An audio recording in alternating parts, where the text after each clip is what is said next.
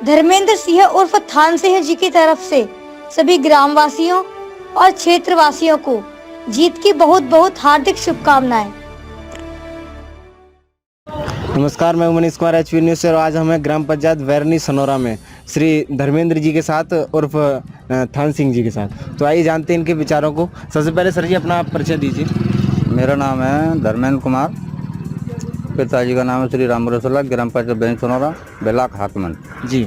जैसा कि हम जानते हैं अभी प्रधान पद के उम्मीदवार सभी जीत कर आए हुए हैं और प्रधान पद उन्होंने हासिल किया है। तो जैसा कि हम जानते हैं आपके गाँव से में वैरनी सनोरा में अभी तक कितने की वोटिंग हुई है? कुल 2200 वोट पड़े थे। और 2200 वोट में से आपको कितने वोटों से जीत मिली? जीत या पूरा?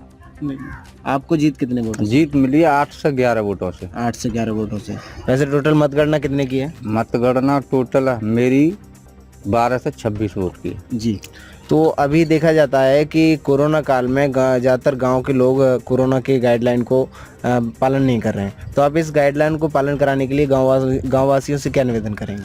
निवेदन किया जाता है, समझाए जाते हैं कि हाँ कोरोना एक परिस्थिति है, महामारी चल रही है, तो उसके हिसाब से दूरी बनाए रखना, मास्क पहनना, गर्म पानी वगैरह पीना, ये चल रहा है। अभी देखा गांव में कई समस्या होती है छोटी मोटी, तो वो समस्याएं कौन कौन सी हैं गाँव में? पहली समस्या यहाँ पे राशन की होती है जी। और खड़ंजे आरसीसी की होती है जी। पानी की होती है, बिजली की होती है। तो बिजली तो इनके प्रधान जी के अधिकार में नहीं है जी। बट आरसीसी कुछ पानी भरा हुआ है, कुछ नाले खड़ंजे हैं, वो उनसे उम्मीद करते हैं कि ये अपने 5 साल में विकास कार्य पूरा करेंगे। जी।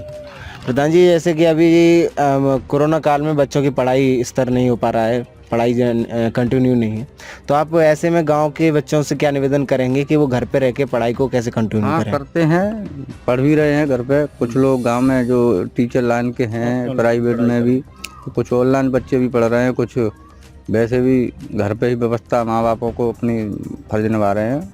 पढ़ाई चल रही है मगर वो स्थिति से नहीं चल रही है जिस स्थिति से चलनी चाहिए। जैसे देखा जाता है कि गांव में अक्सर करके लड़ाइयाँ हो जाती हैं, तो ऐसी लड़ाइयाँ ज़्यादातर छोटी सी लड़ाई बड़ा रूप ले लेती है। तो आप ये लड़ाइयाँ गांव में ही रहें और वहीं बात खत्म हो जाए, इसके लिए क्या करेंगे? इसके लिए पूर्ण रूप से सहयोग करूंगा, अनुरोध करूंगा, झगड़ा न हो। जी। अपनी तरफ से समझौता भी रखते हैं। कोशिश ये रहेगी कि पुलिस के पास ये झगड़े न जाएं। मामूली ये झगड़े गांव में ही 5 लोगों 10 लोगों को, बुजुर्गों को बैठा के निपटारा कराया जाए। आपके गांव में महिलाओं की आर्थिक दशा कैसी है? महिलाओं की आर्थिक दशा सही है। जी। आपके गांव में जैसे मैंने देखा है कि आपके गांव के बाहर एक बोर्ड लगा है गांव की गरिमा। हाँ, बेटी है गांव की और सॉफ्टवेयर इंजीनियर हुई है। तो आप आगे के 5 साल के कार्यकाल में बेटियों को आगे बढ़ाने के लिए ऐसा कोशिश करेंगे, पूरी कोशिश करेंगे। बेटियां तो पढ़ाना बहुत ज़रूरी है, बेटियों को भविष्य भी अच्छा बनना चाहिए। जी। पूरी कोशिश गांव वालों की चल रही है, समाज भी साथ है, बच्चों को पढ़ाया जा रहा है अच्छी तरीके से, शिक्षा के मामले में जोर दिया जा रहा है। तो अभी जनता ने आपको प्रधान पद सौंपा है, अपना प्यार और स्नेह दिया है, तो इसके लिए आप जनता से कैसे आभार व्यक्त करेंगे? जनता का आभार यही व्यक्त किया जाएगा, हाथ जोड़ के अनुरोध है। सारी व्यवस्था उन्होंने मुझे अगर प्रधान बनाया तो उनका मनोबल नहीं गिरने दूंगा, उनके हमेशा दिन या रात में उनके साथ खड़ा रहूंगा। मेरे लायक जो समस्या होगी सबसे पहले उसका निपटारा करूंगा। जी।